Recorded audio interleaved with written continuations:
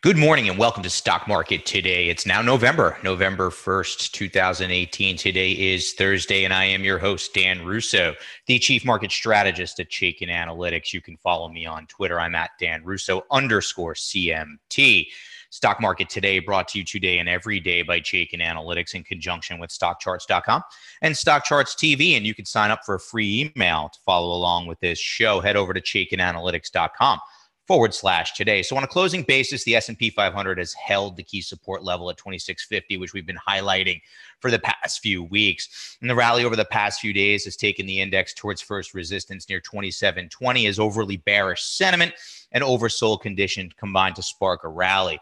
The next key area of resistance lies in that zone between 2750 and 2770.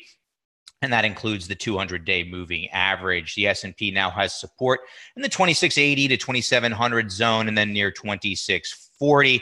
And what's interesting is we're beginning to see some positive divergences in our short-term breadth metrics. As we get to the desk this morning, futures are up 50 basis points following that big two-day rally to end October. Asian markets were mostly higher overnight, though Japan was a laggard. European markets are higher and treasuries are relatively unchanged to slightly weaker at the tail end of the curve.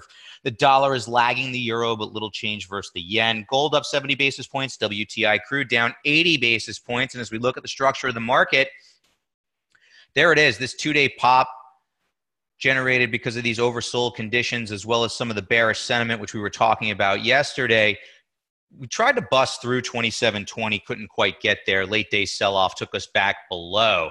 So we did see an oversold rally from key support. We do now have support in that 2680 to 2700 zone. Resistance comes into play at 2750 to 2720. That includes your downward sloping 200-day moving average.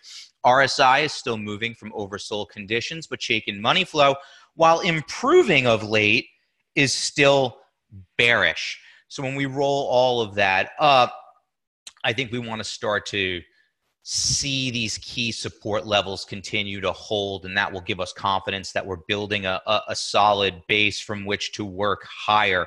And we'll get into some of what we're seeing here in a little bit.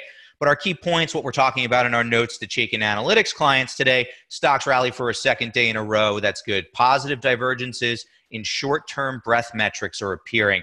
And we'll take a look at what that means in a little while. November seasonality is generally strong, but more pronounced later in the month. Global markets remain weak, but are oversold. That is an ongoing trend.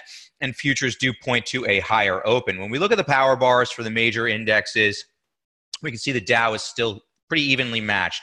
4 bullish or very bullish stocks, 4 bearish or very bearish stocks, despite that 1% move higher yesterday. Starting to see fewer bearish stocks on the S&P 500. 41 bulls to 99 bears, up over 1% yesterday. NASDAQ was the big rally yesterday. 10 bullish to very bullish stocks, 20 bearish to very bearish stocks on the heels of a 2.24% move higher yesterday. Small caps actually underperformed in an uptape.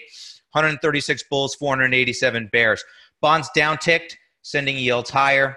Tech sector, as we said, NASDAQ was strong, and that was led by strength in the technology group, up 2.38%, but still 0 bullish or very bullish stocks and 10 bearish or very bearish stocks, just giving you a sense of the damage that's been done to that sector. According to the shaking power bar, small cap stocks and large cap stocks remain bearish. Major indexes are mixed. Our stock of the day, this would be generated for you if you're following along in that email.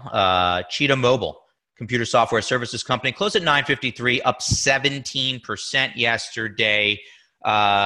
Cheetah has a very bullish Chaikin Power Gauge rating due to very attractive financial metrics, very strong earnings performance, and positive expert activity. Stock does have some weak technicals of late, and when we roll up the factors that make up these 4 main categories, we come out with this very bullish rating. However, I think it's early days here for Cheetah. Very bullish stock, strong trend, but a weak industry group.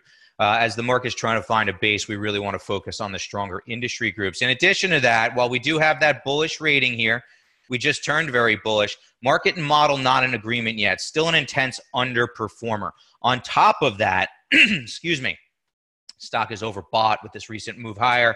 Chaikin money flow remains bearish. I think what we need here is we need to give Cheetah some time to form a base And within that base forming process, see the relative strength improve, see the money flow improve, work off this overbought condition, and then it might be a more compelling long idea. However, in the here and now, I think that there are probably higher probability names out there to look at on the long side. I want to add Cheetah Mobile to a bullish watch list. I don't necessarily want to get involved today. Our sector tracker now, looking at the movement over the last 5 days, and quite a reversal here as the 2 strong days of rallies have really produced a lot of positive results. And a lot of those positive results are in some of those beaten down sectors. Look at materials at the top of the list, giving you that counter trend rally. I'm still not a fan. Financials up over 4%. They had been weak. Communications has kind of been hanging tough. So the relative strength there is starting to pay off. Tech, nice oversold rally as with discretionary. And our defensives have actually sold off as the markets moved higher, or they haven't been as strong. Staples, real estate, and utilities move to the bottom of the list. So the key here now is to figure out if this rally is simply counter trend in nature or if we're still building a base. Time will tell, but I think that we want to start using pullbacks to identify oversold stocks which are bullish in the leading industry groups. And one of those industry groups is not mining services. Here's the mining services industry group. 1 bullish or very bullish stocks, 11 bearish or very bearish stocks. And over the past 6 months, we've been bearish on this group. And here's why. It's been the right call. This group has underperformed the S&P 500 by nearly 17% over the past 6 months, and its power bar ratio, which measures future potential, is still very weak, more bearish than bullish stocks. It's currently ranked number 15 of 21 subsectors, and it's moved down 1 slot over the past week. And some of the indicative names there with very bearish Chaikin Power Gauge ratings are Royal Gold. This was actually a bearish call out for us a couple of weeks ago. In our bearish insights note, Compass Minerals, CMP, and Hecla Mining, HL, all very bearish Chaikin Power Gauge ratings.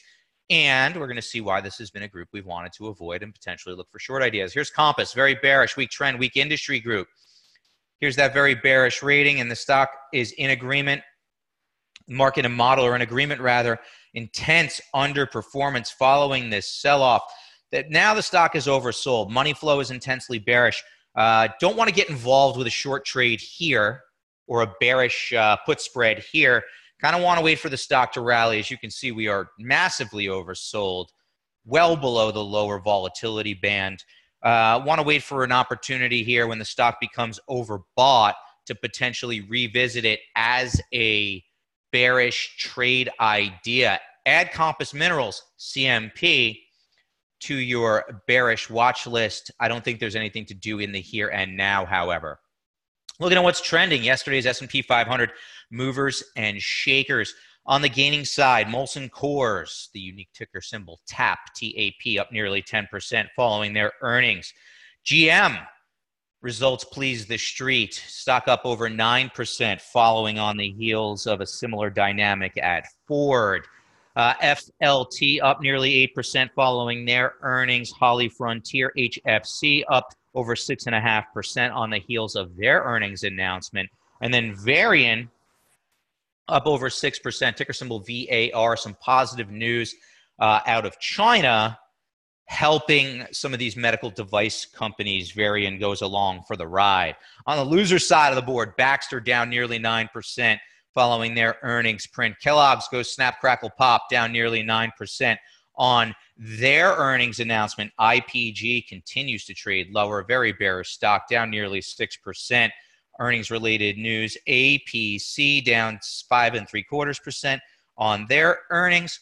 And Gilead, not earnings-related, down over 5% as United Healthcare came out with some commentary that said that they were going to lower the prices that they pay on HIV drugs, and that's one of the main drugs within the Gilead stable. So that had a negative impact on Gilead yesterday, down over 5%.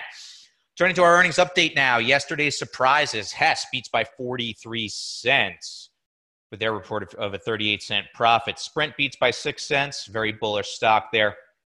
AIG missed by 41 cents. There's that General Motors beats by 61 cents. And remember, we saw some strength out of Ford following their earnings announcement. So just these are some beaten down names that it probably doesn't make sense to press to the short side now. And that also includes names like Visteon that are in the auto supply chain. Really beaten down, don't want to sell short into a hole. Williams beats by 6 cents, ticker WMB.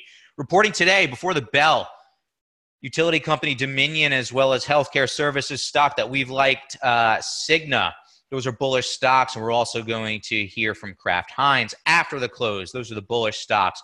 Neutrally rated stocks that are important to the market here before the opening: Dow, DuPont, IDXX, as well as MPC. After the close, Apple's going to be the big one. All eyes on Apple, but I would urge you to also take a look at Fortinet, FTNT, Arista Networks, ANET, AIV for a sense of what's going on in the real estate space.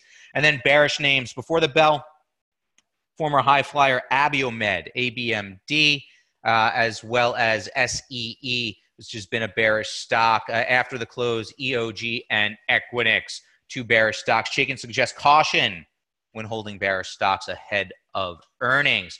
Now, it's November 1st. Let's take a look at seasonality. And this is a chart of the S&P 500 seasonality going back 20 years. And that we can see November is generally a strong month, positive 74% of the time for, a 1.1% gain. And what's interesting is if you look back to 1950, which I do in my note today, you can see that November is the second strongest month of the year, only behind December. That's on a longer time frame than what we're showing you here. It's also interesting to note if you break it down to a weekly basis, that strength in November tends to be more pronounced in the back half of the month. So just something to keep in mind, but from a seasonality standpoint, we should have a little bit of a tailwind. Additionally, as I mentioned, we are beginning to see some positive divergences in short-term breadth. What I'm showing you here is the percentage of S&P 500 stocks that are above their 50-day moving average. And if you notice, back earlier in the year when the market sold off, this metric made a new low. And then when we retested the February lows back in late March and April, the percentage of stocks making 52 above their 52-week moving average made a higher low. That is a positive divergence, and that set the stage to begin the move higher for the market until the recent sell-off. So similar dynamic at play here. Initial thrust move lower for the S&P 500 created a low for this metric, really a low for the past year. However, as we've moved lower in price, that metric is not getting weaker. As a matter of fact, it has an ever so slightly positive divergence. The same can be seen on the percentage of stocks above their 20-day moving averages, so even a shorter term time frame. That is interesting to me. That kind of increases the probabilities that some of these support levels that we've put in place are likely to hold. I will note that the longer term breadth metrics, like the percentage of stocks above their 200-day moving averages, haven't flashed that positive divergence yet, but you would expect that in the beginning stages of a base building process. So it's something that we're watching. It's an encouraging development, and we will keep an eye on it. And what that leads us to want to do is utilize pullbacks in the market to buy bullish stocks in leading groups. And we liked Disney here this morning. Ticker symbol DIS closed at $114.83 yesterday. Has a bullish rating. It's a strong trend in a strong industry group. Here's that rating. It's been bullish since the late September timeframe. Market and model are in agreement as the stock is outperforming relative to the SPY. So the dynamic duo are in gear. We are approaching oversold levels with this pullback from 52-week highs. But what's interesting to me is that Chaikin money flow has remained positive. Stock is above a rising long-term trend line. I will note that they report earnings next Thursday.